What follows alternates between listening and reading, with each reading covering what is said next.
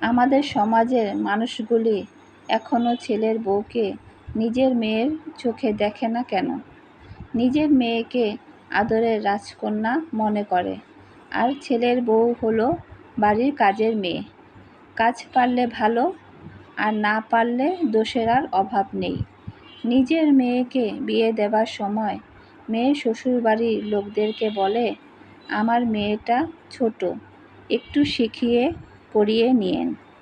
আদরের বড় করেছি, বাসায় কোনো কাজ করেনি, আমাদের মেয়ে কোনো কাজ করতে পারে না, একটু শিখিয়ে নিবেন।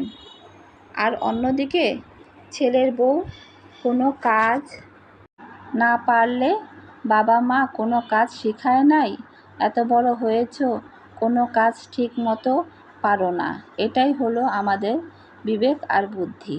আবার কখনো দেখা যায় মেয়ের মাদের কাছে গল্প করতে, আমার মেয়ের জামাইটা অনেক ভালো, মেয়ে যা বলে সব কথাই শুনে, আর আমার ছেলেটা একটা অমানুষ বানাইছি। বউয়ের এক কথায় উঠে আর বসে। এটাই হলো বাস্তবতা। নিজের মেয়েকে তার জামাই ভালোবাসলে তাতে কোনো ভেজাল নাই, আর ছেলে তার বউকে একটু বেশি ভালোবাসলে তাহলেই ছেলে অমানুষ, ছেলেকে তারা মানুষ বানাতে পারেনি। আমরা কেন বুঝি না? আমাদের সমাজের মানুষগুলো কেন বুঝে না? আমাদের মেয়ে যেমন আমাদের ছেড়ে অন্যের বাড়ি চলে যায়, তেমনি অন্য কারো মেয়ে, অন্য কারো বাবার আদরের মেয়ে আমাদের বাড়িতে আসে একটু ভালোবাসার জন্য। বাবার কাছে কখনো কোনো মেয়ের বোঝা হয়ে যায় না। বাবা শুধু খাওয়া পরার জন্য মেয়েকে বিয়ে দেয় না। একজন মায়ের যেমন তার ছেলের প্রতি অধিকার থাকে, তেমনি একজন স্ত্রীরও তার স্বামীর প্রতি অধিকার থাকে। শুধু যে মাকে ভালোবাসবে, বউকে একটু ভালোবাসবে না, বউয়ের কোনো কথা শুনবে না, এমন কিন্তু না। দুজনকে সমান ভালোবাসতে হবে, সম্মান করতে হবে।